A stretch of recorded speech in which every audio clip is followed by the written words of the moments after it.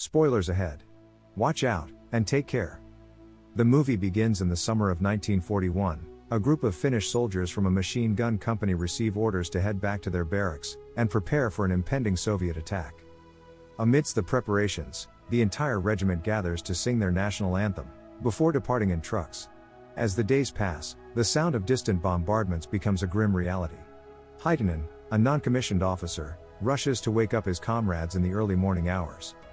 Feeling the tension, Vilho, the company sergeant, delivers a motivating speech to bolster the soldiers' spirits. Soon, they join forces with the rest of the regiment for a frontal assault. For many, this is their first taste of real combat. However, their advance is quickly halted, as they come under heavy fire. Jorma Kariluoto, their commanding officer, urges his men to push forward, but fear grips some of them, leaving them frozen in place. Witnessing their hesitation, an older officer leads by example, fearlessly charging ahead.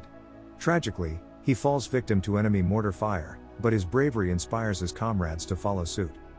Summoning their courage, the soldiers charge ahead, only to find the enemy has vanished by the time they reach the other side. Undeterred, they press on, venturing deep into the forest, where they encounter fierce resistance. Despite suffering losses and injuries, Kariluoto and his men press on.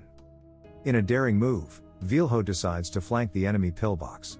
Sneaking up close, he hurls a satchel charge, obliterating the enemy's position. Seizing the opportunity, the troops swiftly move in to clear out the remaining enemy forces entrenched in the area. After their previous battle, the soldiers continue marching deeper into the woods. They take a break to eat. When they hear a noise, Vilho signals for caution. They spot a man running without weapons, so they surround him. It's clear that he doesn't want to fight. Vilho orders Leto to take the man back to headquarters, but Leto decides to shoot him instead. Weeks pass, and the regiment finally reaches the Russian border. Meanwhile, a messenger on a bike arrives at Antero Roca's house. Roca, a veteran of the Winter War, reads the letters he's given, and knows he's being called back to fight. His wife understands immediately. The next day, Roca and his childhood friend, Pa, head to the front lines. When they arrive, they greet the company commander casually, but the commander warns Roca to show discipline. He doesn't take it seriously. Despite his rough attitude towards the commander, he quickly befriends his platoon mates.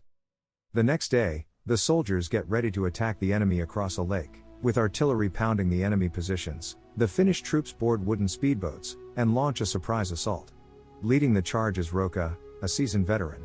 He directs Kariluoto to toss grenades before rushing the enemy trenches, a tactic that proves successful in driving out the Russians. As they continue their march into Russian territory, they encounter little resistance, until one evening, when a scouting team led by Leto is ambushed. Leto is fatally shot, and despite his comrades' attempts, he succumbs to his wounds. The Finns then confront a T-34 tank and its accompanying infantry.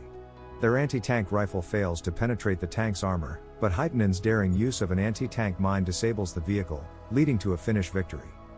In September 1941, they reach Soviet Karelia, facing sporadic resistance that inflicts casualties. Upon reaching Petroskoye, they find their allies already settled in. A military parade celebrates their victory in capturing the city, and is attended by high-ranking Finnish officials. During a brief respite, Roca and his comrades explore the city, encountering two hungry children, who they help with food. They later visit Vera, initially met with suspicion, but eventually welcomed, after Heitinen's candid conversation about the war earns her admiration. Impressed, Vera kisses Heitinen, who returns to the barracks, elated. Later at night, unable to resist attraction, Heitinen sneaks back to Vera's, and spends the night with her. Their rest is short-lived, as they're soon ordered to Svir, to repel incoming Russian troops. While patrolling the snowy forest, Roca witnesses a firing squad executing two men, further illustrating the brutality of war. In January 1942, a fierce firefight erupts, causing disarray among the Finnish ranks. Roca takes charge, single-handedly eliminating enemy platoons, in a daring nighttime ambush. His actions earn him a well-deserved leave, which he spends with his family in Isthmus, grateful for the brief respite from the horrors of war. In June, Hitler personally visits Finland's Marshal, to applaud their military successes. Meanwhile, the soldiers on the ground celebrate with homemade alcohol. Vilho, after drinking too much, causes trouble, until other officers intervene to help him sober up. The company spends days in dugouts, rotating shifts to guard against a potential Russian attack. New soldiers, including teenager Hauhia, join the company. Roka is tasked with showing how he the ropes, emphasizing the importance of staying hidden. An alarm sounds, and the company finds how he dead, a grim reminder of the dangers they face. As winter returns, Roka's company continues guarding the trenches, finding solace in singing during Christmas. Meanwhile, Roka's family at home sings the same songs, bridging the distance between them. In July, Roka faces the consequences of insubordination, but remains defiant. While manning his post one evening, he detects approaching Soviets, and manages to thwart their attack, capturing one. After learning they've captured an officer, the soldiers celebrate. Roka escorts the prisoner to the officer's cabin, facing a warning from another officer. For his bravery, he earns a 14-day leave, spending precious time with his family, and helping with farm chores. However, duty calls, and he returns to the front lines, ready for action once again. In December 43, the soldiers sense they're losing the war, as the relentless artillery fire continues. By June 44, the regiment had retreated from Sver, as Soviet troops rapidly advanced, forcing them back toward the old border. Roka's family, hearing the news, hastily leaves their farm. Meanwhile, Kariluoto, recently married, must leave his new bride as he rejoins his company, feeling the tension rise, as they face the advancing Russians on Finnish soil. Choosing a strategic spot for an ambush, the Finnish soldiers dig foxholes, but the Russians bomb their position. Haitanen, trying to save a comrade, is blinded by an explosion. During an ambulance journey, they're ambushed, and Haitanen, along with other wounded, is shot dead after escaping the burning vehicle.